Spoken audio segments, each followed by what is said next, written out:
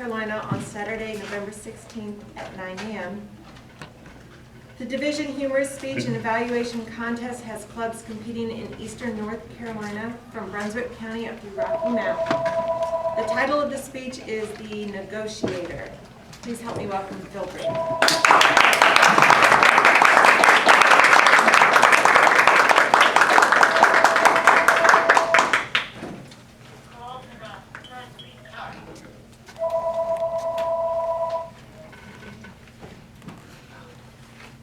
Thank you, Madam Toastmaster. Fellow Toastmasters and guests, you ever had a dream that made your heart hurt? When that happens, you've got a problem. I woke up one morning with chest pains, and I nudged my lovely wife Patty, who called 911, and the paramedics came and got me. At the emergency room, they began to push drugs, connect wires, and ask questions. After about an hour, I was moved down the hall to the chest pain clinic where I was chest x-rayed, I was CAT scanned, I was cardiac ultrasound. A word about the chest pain clinic. Not so much a happy place. In fact, everybody in there thinks they're dying.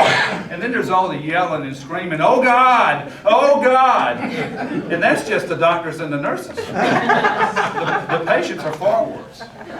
At one point, I fell asleep, and when I woke up, my chest was hurting, the television was on Fox News, and there was no remote.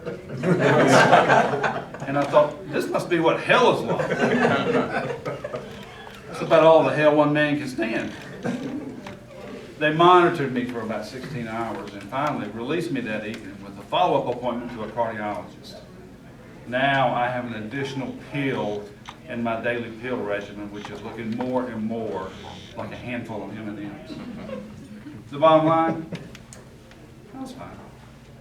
Until I got a bill for $20,147.59. Let me repeat that. 59 cents. I don't walk around with that kind of cash on me. Do you carry that kind of cash on you? I called the billing office and I said, I want an itemized bill, please. And the woman said, oh, meaning, oh, you're one of those people. In fact, here's the bill.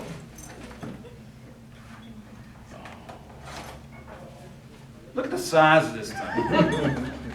It looks like a phone book. I went over this bill in detail, highlighting each one of the charges that I thought I didn't understand. It may not be my charge. Well, what is this anyway? Called back to the billing office and said, I want to come in and talk to someone about this bill. I've got questions and I need some answers. The woman was ready for me this time. She said, yes, sir, you're going to want to talk to our chief billing negotiator, Mr. Albert Picklesheimer. Mr. Picklesheimer is skilled at hospital procedures and the charges associated with them. We've pinned an appointment. On the day of the appointment, I showed up early and was ushered into a small room with no windows. Presently, a man came in and introduced himself as Oliver Picklesheimer, and off we went. For 3 hours, we poured over all the charges I had highlighted on the bill. And for each and every charge, Mr. Picklesheimer said that the supplies needed, the tests that were done, the diagnostic equipment, the lab results was all necessary to diagnose and treat someone with my complaint. And that the charges were reasonable and customary for our area. He went on to say it was all to fulfill the hospital's motto, we strive to give very good care. Hospital's motto is we strive to give very good care. Not excellent care. Lord knows I can't afford that. I can't even afford very good care. I wondered what so-so care would cost me. Or better yet, find out what level of care would kill me and turn it up $5. That's about all I can stand. We were on the last page of the bill. Mr. Picklesheimer said, well, I guess that's it. I said, actually, Mr. Picklesheimer, there's one more charge I want to talk about. If you'll flip back to page 7, and there it was in all its glory.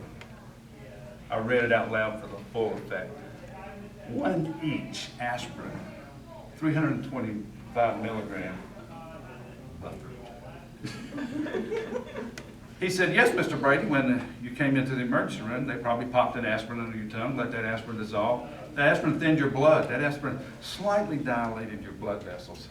In fact, in spite of everything else they did, that aspirin probably saved your life. I said, well, don't think I don't appreciate that. But did you see what they charged me?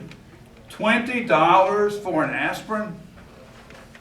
Mr. Picklesummer leaped out of his seat and said, Mr. Brady, we have been here for 3 hours, and I've explained all these charges to you, and that they were all necessary to diagnose and treat your complaint.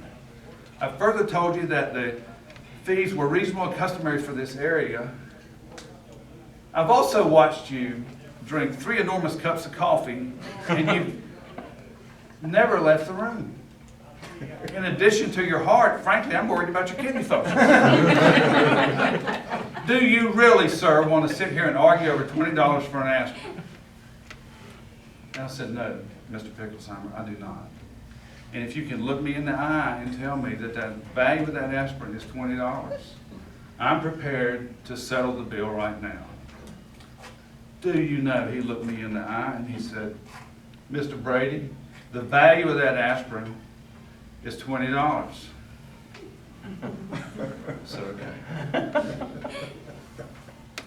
I said, Mr. Picklesummer, this is an 1,100 count bottle of aspirin, valued by your own admission at $22,000.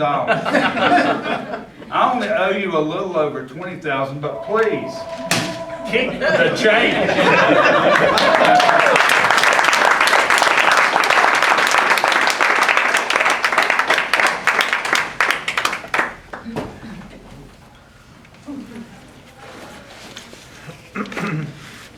Thank you, Phil. Please take a few minutes to fill out your evaluations for both Patty and Phil.